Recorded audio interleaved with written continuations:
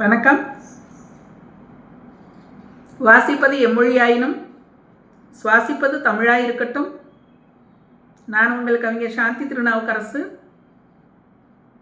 இன்று 9/12/2025 உங்கள் அனைவருக்கும் ஒரு செய்தி பகிர இருக்கின்றேன். வெள்ளை நிறம்.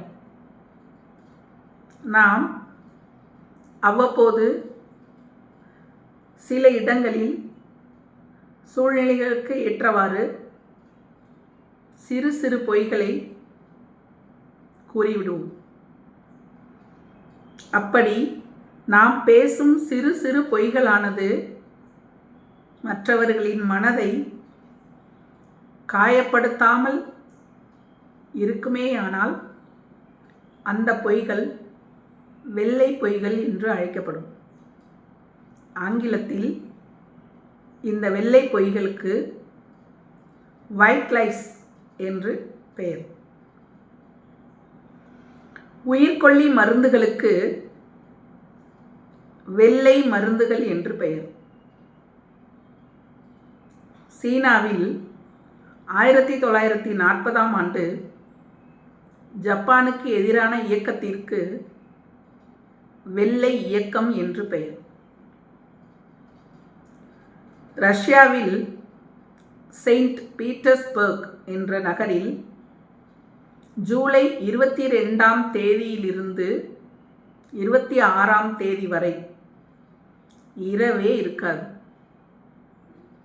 அதனால் ரஷ்ய மக்கள் அந்த இரவுகளை வெள்ளை இரவுகள் என்று குறிப்பிடுகிறார்கள். இரத்தம் சிந்தாத யுத்தம் வெள்ளை யுத்தம் என்று அழைக்கப்படுகின்றது. அயர்லாந்தில் கோழைகளை வெள்ளை ஈரல்காரன் என்று அழைக்கிறார்கள்.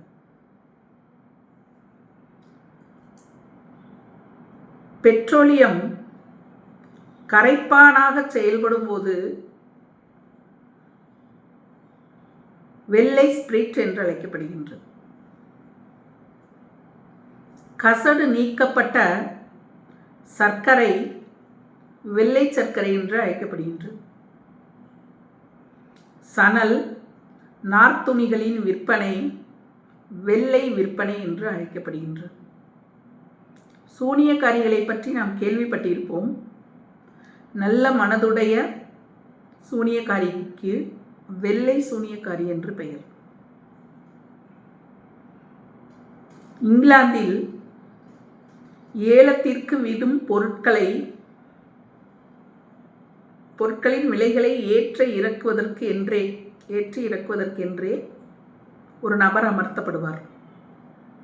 அப்படி அமர்த்தப்படும் நபரின் பெயர் வெள்ளை மனிதன். இப்படி வெள்ளை நிறமானது எத்தனை தூய்மையானதாகவும் நல் மனதுடையதாகவும் எல்லாவற்றிற்கும் பயன்படுகிறது என்பதை இந்த செய்தியின் மூலம் பார்க்கிறோம்.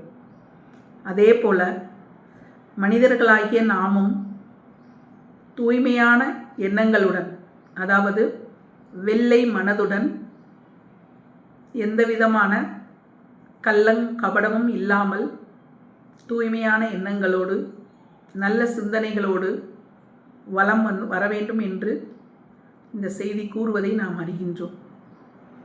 அப்படியே செய்தால் நம் வாழ்க்கை வளம் பெறும், நலம் பெறும். படித்ததில் பிடித்தது. நன்றி, வணக்கம்.